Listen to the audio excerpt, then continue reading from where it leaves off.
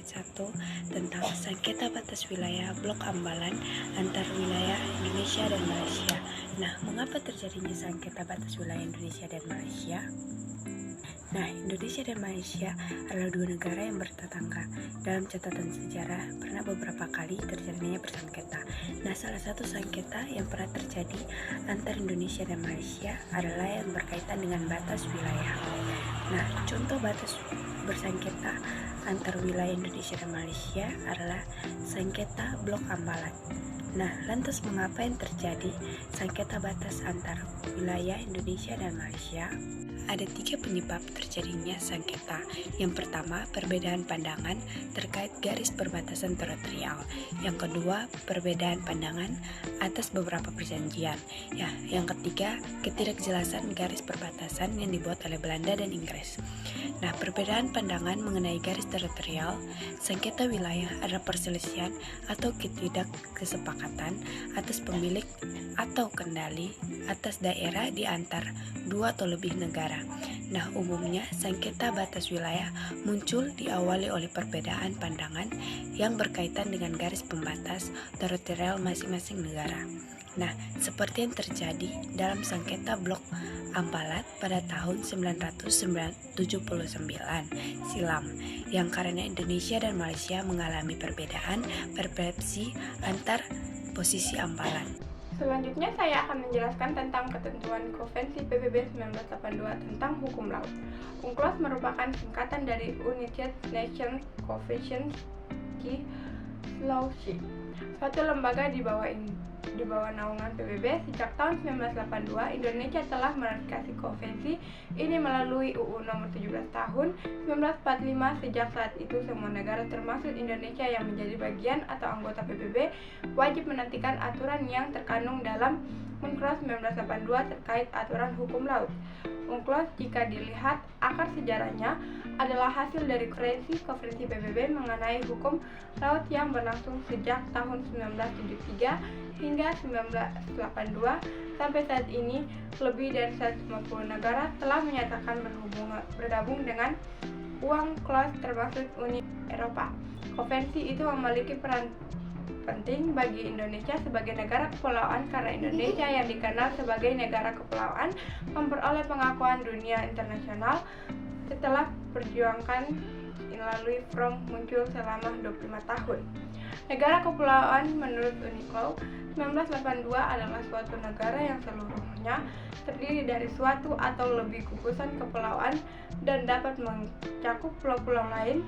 Dalam pemahaman ini negara kepulauan dapat menarik garis dasar pangkal lurus kepulauan yang menghubungkan titik terluar pulau-pulau dan larang kering terluar kepulauan itu.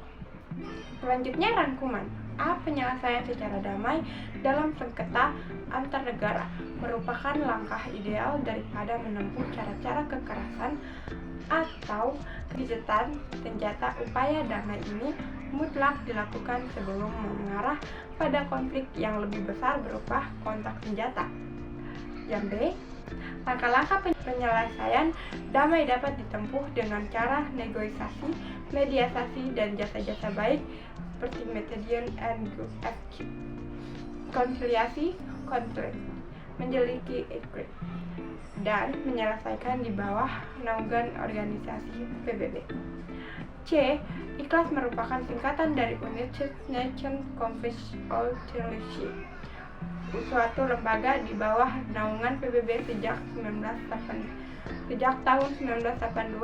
Indonesia telah meratifikasi konvensi ini melalui UU nomor 17 tahun 1985. Sejak saat itu, semua negara termasuk Indonesia yang menjadi bagian suatu anggota PBB wajib. Sejak tahun 1982, Indonesia telah meratifikasi konvensi ini melalui UU nomor 17 tahun 1985. Sejak saat itu, semua negara termasuk Indonesia yang menjadi bagian suatu anggota PBB wajib menaati aturan yang terkandung dalam memproses 1682 terkait aturan hukum laut. Yang D, konvensi itu memiliki peran penting bagi Indonesia sebagai negara kepulauan karena Indonesia yang terkenal karena Indonesia yang dikenal sebagai negara kepulauan memperoleh pengakuan dunia internasional setelah diperjuangkan melalui forum UNICLOS selama 25 tahun. Saya akan melanjutkan unit 2 yaitu tentang cara-cara penyelesaian sengketa internasional secara damai. Dalam Piagam Perserikatan Bangsa-Bangsa atau yang biasa disebut dengan PBB, negara manapun yang tergabung di dalamnya atau yang memilih tidak tergabung di dalamnya diwajibkan untuk menyelesaikan sengketa secara damai. Apapun cara penyelesaiannya, yang pertama negosiasi. Negosiasi ini merupakan cara termudah untuk menyelesaikan sengketa, dengan kedua belah pihak yang berperan aktif di dalamnya membicarakan tentang keuntungan yang akan didapatkan oleh kedua belah pihak, apa menyetujui negosiasi tersebut, dan apabila tidak menyetujui negosiasi tersebut akan ditemukan jalan buntu. Yang kedua, mediasi dan jasa-jasa baik atau mediation and good office. Dalam metode ini, penyelesaian yang terjadi dilibatkan orang ketiga yang berperan aktif dalam menjadi mediator untuk kedua belah pihak menyampaikan apa yang diinginkan oleh pihak pertama dan pihak kedua untuk menyelesaikan sengketa tersebut. Ketiga, metode konsiliasi atau conciliation. Dalam ini ada dua cara yang digunakan. Yang pertama dengan melibatkan negara lain sebagai penengah yang tidak berpihak pada negara manapun. Cara yang kedua dengan menyerahkan sengketa tersebut kepada komite yang nantinya akan mengusulkan cara terbaik untuk menyelesaikan sengketa yang terjadi. Berikutnya, penyelidikan atau inquiry. Dalam metode ini, badan atau komisi yang terdirikan secara khusus untuk melakukan penyelidikan dalam mengumpulkan bukti-bukti untuk mengungkap fakta serta dengan mencari jalan keluar untuk mengatasi sengketa tersebut. Terakhir, penyelesaian di bawah naungan PBB. PBB memiliki lembaga International Court of Justice yang biasa disebut dengan ICJ. Lembaga ini berperan penting dalam menyelesaikan sengketa antar negara melalui Dewan Keamanan. Dewan Keamanan diberikan wewenang untuk menyelesaikan sengketa antar negara. Saya akan lanjutkan bagian 4 unit 3 yaitu penyelesaian sengketa batas wilayah Ambalat.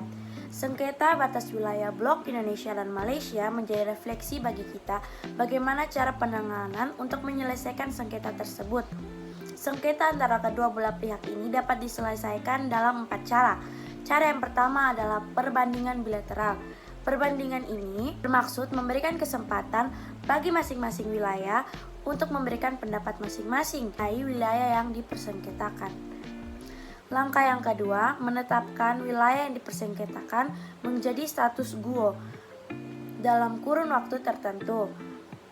Langkah ini merupakan cooling down ketika antara kedua belah pihak tidak bisa menyelesaikan sengketa dengan cara yang pertama. Langkah yang ketiga ialah memanfaatkan ASEAN sebagai High Consul, namun kemungkinan besar Malaysia tidak akan mengambil langkah ini karena klaimnya terhadap Blok Ambalat menuai protes dari negara-negara lain seperti Singapura, Thailand, dan Filipina. Cara yang keempat ialah membawa permasalahan ini ke MI atau Mahkamah Internasional. Ini merupakan satu-satunya cara terakhir jika ketiga cara sebelumnya tidak berhasil atau tidak membawakan hasil yang baik. Selanjutnya, sistem keamanan dan pertahanan di laut. Menurut Undang-Undang Nomor 32 Tahun 2014 tentang Kelautan serta Pasal 58 Undang-Undang Nomor 32 Tahun 2014 merupakan upaya Indonesia dalam menjaga keamanan dan pertahanan di jalur laut. Undang-undang tersebut mengatur pembentukan Badan Keamanan Laut atau biasa disebut BAMKALA yang diberi kewenangan untuk melaksanakan penegakan hukum di laut. Selain itu, pembentukan BAMKALA juga mengatur pembelian kapal beserta perlengkapan bersenjata jika memang dibutuhkannya. Video dari kelompok kami yang kami buat untuk melengkapi tugas PPKN bagian 4 dengan judul Negara Kesatuan Republik Indonesia atau NKRI. Sekian dari kami, terima kasih.